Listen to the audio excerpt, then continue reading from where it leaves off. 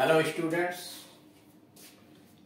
इस वीडियो के अंतर्गत हम लोग अफर्मेटिव से निगेटिव बनाने की क्या प्रक्रिया होती है, किस तरह के नियमों का पालन किया जाता है, उसके विषय में जानकारी प्राप्त करें। इसके पहले वाले वीडियोस के अंतर्गत 2-3 नियम आपको समझाए गए।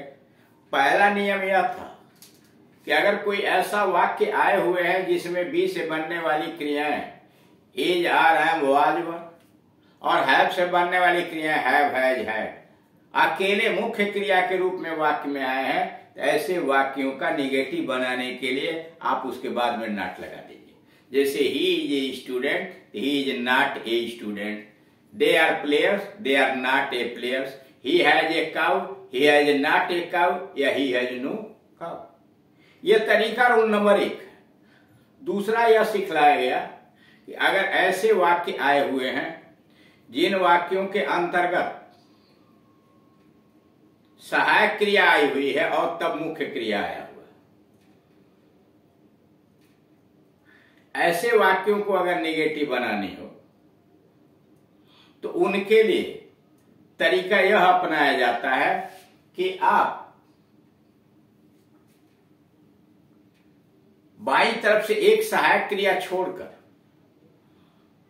नॉट का प्रयोग कर देंगे। यानी प्रेजेंट इंडिफिनिट टेंस और पास्ट इंडिफिनिट टेंस को छोड़कर 10 जो बच गए, future indefinite tense he will go, I shall go. Present continuous tense he is going, they are going. Past continuous tense he was going. Future perfect, future continuous he will be going, we shall be going. इस तरह से present perfect, past perfect, future perfect, present perfect continuous, past perfect continuous और future perfect continuous, इन tenses में एक या एक से अधिक सहायक क्रिया लगी होती हैं। या 8 जो टेंसेज है, present indefinite, past indefinite, future indefinite, present perfect, past perfect, present continuous, past perfect continuous, past continuous, इनकी जब पैसिव वॉइस बनती है तो उसमें भी सहायक क्रिया लगती है। मतलब कोई भी वाक्य हो, चाहे एक्टिव में हो या पैसिव में, एक सहायक क्रिया हो या एक से अधिक हो, तो निगेटिव बनाने का तरीका कि बाईं तरफ से आप एक सहायक क्रिया छोड़ के नॉट लगा दीजिए, सेंटेंस निगेटिव हो जाएगा। जैसे he is going, he is not going. Ram has been playing, Ram has not been playing. ठीक, ये तरीका है जिसमें सहायक क्रिया दी गई हो। इसके अलावा अगर मॉडल ऑक्सिलरी वर्ब भी can, could, may, might, must इत्यादि सहायक क्रिया के रूप में आए हुए हों तो निगेटिव बनाने के लिए उनके बाद अब मुख्य क्रिया के पहले आप नॉट का प्रयोग कर दीजिए, सेंटेंस निगेटिव हो जाए। अब मॉडल ऑक्सिलरीज वर्ब्स के अंतर्गत आप जानते हैं can, could, may, might, will, would, shall, should, must, ought, to, dare इत्यादि आते हैं। हाँ, अगर कैन नॉट एक जगह आया हुआ तो कोशिश कीजिए कि कैन नॉट को एक साथ मिलाकर लिखिए, लेकिन अन्य है, कुड नॉट है, विल नॉट है आदि, आप तो वर्षक अलग करके उसको लिखिए। नोट नंबर 2, अफर्मेटिव सेंटेंसेस में डू हुआ, डज हुआ, डिड हुआ, नीड और डेयर, ये 5 सहायक क्रिया नहीं आती। यानी do, does, did. Do does present indefinite tense, did past indefinite tense में, नीड और डेयर ये जो है ये 5 सहायक क्रिया अफर्मेटिव सेंटेंस में नहीं आती। ये केवल नेगेटिव और इंटरोगेटिव सेंटेंसेज में आती हैं। लेकिन अपवाद भी इनका है, जैसे he did go there with me, वह मेरे साथ वहां गया तो था। अब इसमें देखिए नियम क्या कहा जाता है। देखने में लग रहा है डिड सहायक क्रिया है और गो मुख्य क्रिया है, लेकिन वास्तव में अगर देखा जाए तो डिड यहां मुख्य क्रिया और ये गो इन्फिनिटिव है, टू छिपा हुआ है। He did go there. I do play daily in the morning, मैं प्रतिदिन शाम को खेलता तो हूं। यानी यहां आप देख रहे हैं कि अफर्मेटिव सेंटेंस में डिड भी आया है और डू भी आया। अब आइए रूल नंबर 3 कि कैसे अफर्मेटिव से निगेटिव बनाते हैं। जब स्वीकारात्मक वाक्य में primary auxiliary do, be, do है, बी से ही जा रहे हैं, डू से डू, डज डिड, हैव से हैव, हैड। मॉडल ऑक्सिलरीज का और मॉडल ऑक्सिलरी का एक साथ प्रयोग हो, यानी बी से बनने वाली सहायक क्रिया हो, डू से बनने वाली हो या हैव से बनने वाली हो, वह एक आ जाए उसके साथ बी भी, यानी एक साथ मॉडल ऑक्सिलरी भी आ जाए। कैन, कोड में, मस्ट इत्यादि। तो नेगेटिव बनाते समय इनके बीच में नॉट लगा देते हैं, जैसे he may be a good boy, may हो गया मॉडल ऑक्सिलरी और बी हो गया मुख्य क्रिया के रूप में। He may be a good boy, he may not be a good boy. I can do this work, I can not do this work. अब रूल नंबर 4 पर आइए। प्रेजेंट इंडेफिनिट टेंस का अगर आपको नेगेटिव बनाना है तो आप जानते हैं प्रेजेंट इंडेफिनिट टेंस के अंतर्गत 2 तरह की क्रियाएं होती हैं, 2 प्रकार की बातें आती हैं। 2 प्रकार की बातें यह आती हैं कि singular number third person subject के साथ, यानी कर्ता एक वचन और उत्तम पुरुष का आया हुआ है, तो उसमें क्रिया के अंत में यस या ईएस लगा होता है। ऐसे वाक्यों को नेगेटिव बनाने के लिए आप डज नॉट का प्रयोग करते हैं और क्रिया फर्स्ट फॉर्म की आ जाती है, यानी क्रिया के अंत का यस ईएस हटा देते हैं। जैसे मान लीजिए कहना ही गोज टू स्कूल, तो आप कहेंगे ही डज नॉट, और गोज का यस हटा देंगे, go to school. He does not go to school. Ram plays in the evening, तो Ram does not play, play से यस हटा देंगे, Ram does not play in the evening. वही बात यहां लिखी है present indefinite tense. Present indefinite tense के स्वीकारात्मक वाक्यों को नेगेटिव बदलते समय ही से इट और सिंगुलर नंबर तथा थर्ड पर्सन संज्ञा के साथ डज नॉट लगाकर वर्ब के अंत का यस या ईएस हटा देते हैं। यानी अगर सिंगुलर नंबर थर्ड पर्सन का सब्जेक्ट है ही, सी, इट, राम, श्याम, मोहन, तो उसके साथ सिंगुलर नंबर का वर्ब आता है यस या ईएस लगा के, प्रेजेंट इंडेफिनिट है। नेगेटिव बनाना होता है तो आप डज नॉट अपनी तरफ से लगाइए और क्रिया के अंत का यस ईएस हटा दीजिए। आई है, वी है, यू है, दे है तथा अन्य बहुवचन संज्ञा के साथ डू नॉट का प्रयोग करते हैं, क्रिया फर्स्ट फॉर्म की रहती है। जैसे he writes well, he does not write well।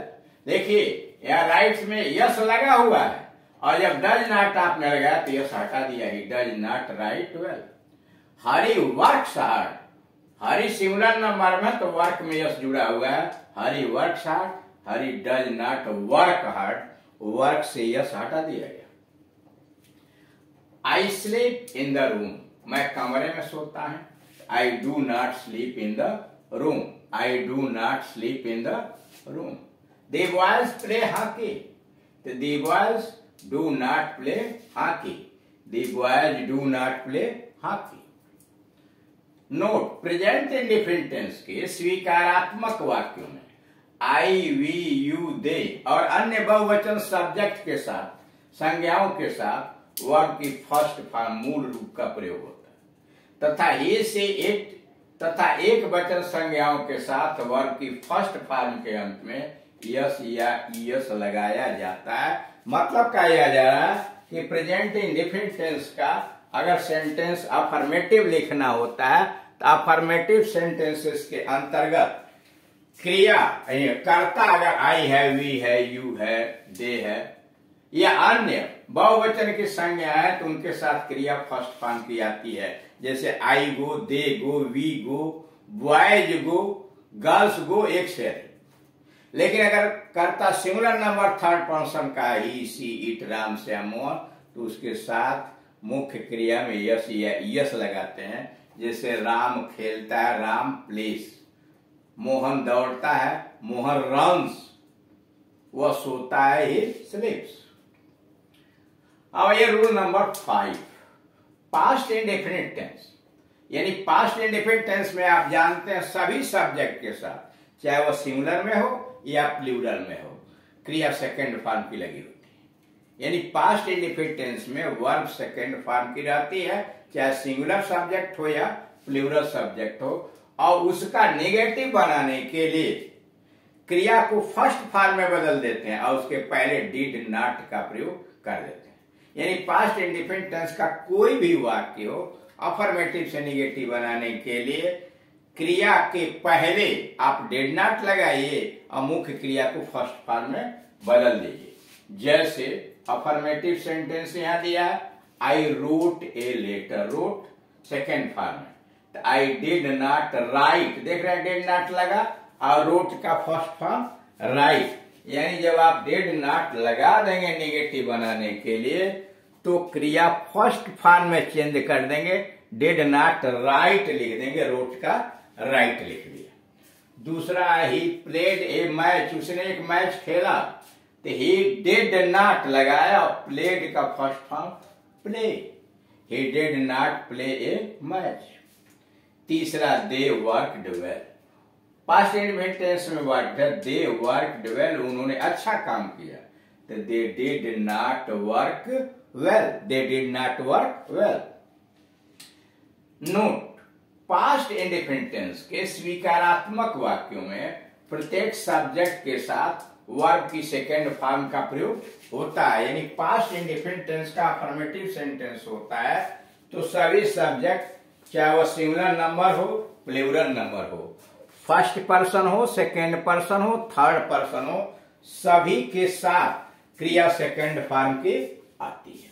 तो इस वीडियो के अंतर्गत आपने देखा कि प्रेजेंट इंडेफिनिट टेंस का और पास्ट इंडेफिनिट टेंस का अफर्मेटिव सेंटेंस को निगेटिव में कैसे बदलते हैं। अगर वाक्य प्रेजेंट इंडेफिनिट टेंस में दिया है, क्रिया में यस ईएस लगा है, तो आप डज नॉट लगा करके क्रिया के बाद का यस ईएस हटा दीजिए।